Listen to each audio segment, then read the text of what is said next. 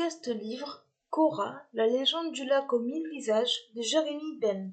Présentation du roman. Le titre en VO du roman est Cora, la légende du lac aux 1000 visages.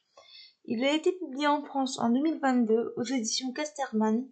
Je lui ai mis la note de 5 sur 10. Il fait 192 pages et je le conseille aux adultes. Quatrième de couverture. Corazon a été défigurée par l'araignée, le pire bandit de la Sierra Madre, qui a aussi tué ses parents. Elle grandit en étant rejetée, tandis que sa sœur devient la plus belle fille du village. Cora s'exile dans la montagne où elle rencontre une vieille femme aveugle qui, sensible à la bonté et au courage émanant de la jeune fille, lui propose de choisir une nouvelle apparence dans un lac magique. Ce que j'ai pensé de ce roman. Cela fait très longtemps que ce livre est dans ma palle. Malheureusement, je n'ai pas tellement accroché, mais je ne doute pas qu'il trouve son public.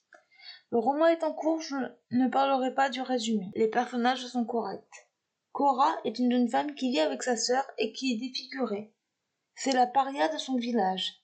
Elle veut tout faire pour s'en sortir et avoir une vie meilleure. Bellezza, la sœur cadette de Cora, est antipathique.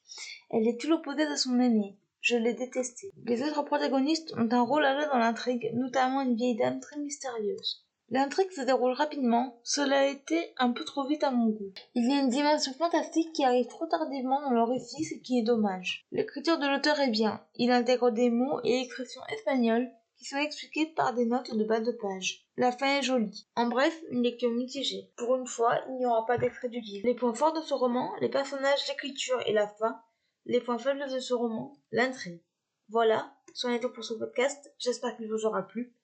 N'hésitez pas à me donner votre avis et vos commentaires sur YouTube, à vous abonner à la chaîne, et je vous retrouve très bientôt pour un nouveau podcast. Ciao!